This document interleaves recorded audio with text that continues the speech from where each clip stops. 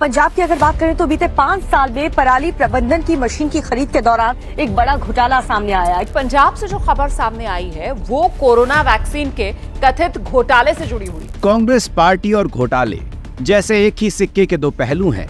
केंद्र से लेकर जिन भी राज्यों में कांग्रेस या यूपीए समर्थित सरकारें रहीं, वहां जनता के हितों से ज्यादा घोटालों का विकास होता रहा।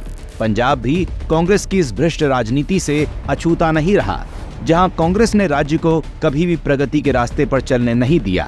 स्मार्ट सिटी परियोजना में 1000 करोड़ का घोटाला हो या एलईडी लाइट प्रोजेक्ट और 5 किलोमीटर लंबी सड़क परियोजनाओं को कांग्रेस के करीबी ठेकेदारों को सौंपने का मामला, जिसमें 2000 करोड़ से अधिक की रकम हड़प ली गई। हर घोटाला कांग्रेस की भ्रष्टाचार में लिप्त मानसिकता को उजागर करता है। कांग्रेस ने विकास कार्यों में रोड़े अटकाए और भ्रष्टाचार से जनता के पैसे का दुरुपयोग किया। कांग्रेस की यही भ्रष्ट कार्यशैली पंजाब को बार बार पीछे धकेलती रही। कांग्रेसियों ने प्रदूषण के नाम पर भ्रष्टाचार का धुआं निकाल दिया।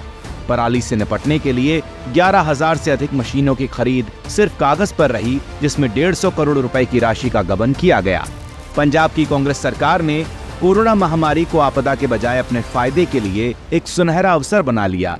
जब देश कोविड से जूझ रहा था, तब कांग्रेस सरकार ने जनता की जान से खिलवाड़ करते हुए मुनाफाखोरी की। मोदी सरकार से 400 रुपए प्रति खुराक के हिसाब से 42,000 वैक्सीन की खुराकें खरीदी, लेकिन इन्हें निजी अस्पतालों को 1,060 रुपए प्रति खुराक बेच दिया। एक खुराक पर 3 गुना मुनाफा कमाने का शर्मनाक खेल खेला गया, जिससे साफ हो गया कि कांग्रेस सरकार को जनता की जान से ज्यादा अपने फायदे की चिंता थी। कोविड किट की खरीद में भी इसी तरह से जनता के पैसे की खुली लूट हुई।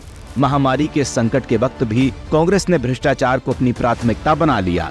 इतना ही नहीं, कांग्रेस की अंदरूनी भ्रष्ट राजनीति का एक और उदाहरण तब सामने आया जब पूर्व कांग्रेस विधायक सत्कार कौर और उनके पति जसमेल सिंह को आय से अधिक संपत्ति के मामले में गिरफ्तार किया गया। कांग्रेस के इस भ्रष्टाचार ने पंजाब को न सिर्फ आर्थिक रूप से कमजोर किया, बल्कि लोगों का विश्वास भी तोड़ा।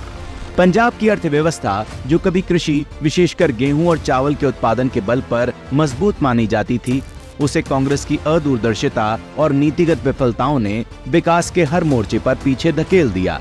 जहां अन्य राज्य औद्योगिक विकास में आगे बढ़ रहे थे, वहीं कांग्रेस के शासन में पंजाब औद्योगिक विकास से वंचित रह गया।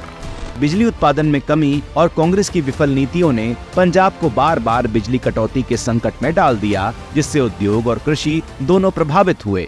इसके विपरीत मोदी सरकार ने पंजाब में किसानों को एमएसपी में ऐतिहासिक बढ़ोतरी दी, जिससे खाद्यान्न उत्पादन में 35% का इजाफा हुआ। यही नहीं, पीएमईजीपी के तहत 836 करोड़ रुपए की केंद्रीय सहायता से लगभग 29,000 स्वरोजगार उद्यम सृजित किए गए, जिससे 2.31 लाख लोगों को रोजगार मिला।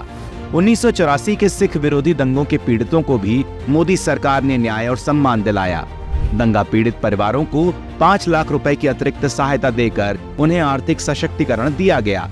हिंसा के कारण पलायन करने वाले 1020 परिवारों को केंद्र प्रायोजित पुनर्वास योजना के तहत 2 लाख रुपए की सहायता प्रदान कर उनका पुनर्वास सुनिश्चित किया गया।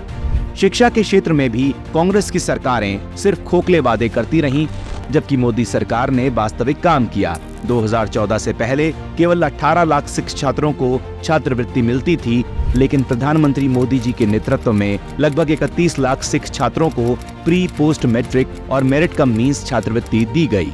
इसके अलावा पाकिस्तान और अफगानिस्तान से आए सिख शरणार्थियों को भारतीय नागरिकता देकर उन्हें जीवन की एक नई दिशा दी गई, जो कांग्रेस के शासन में मुमकिन नहीं हो पाया था। Whether he as a Sikh is going to be allowed to wear his turban in India, or he as a Sikh is going to be allowed to wear a kada in India, or he as a Sikh is going to be able to go to Gurdwara. That's what the fight is about.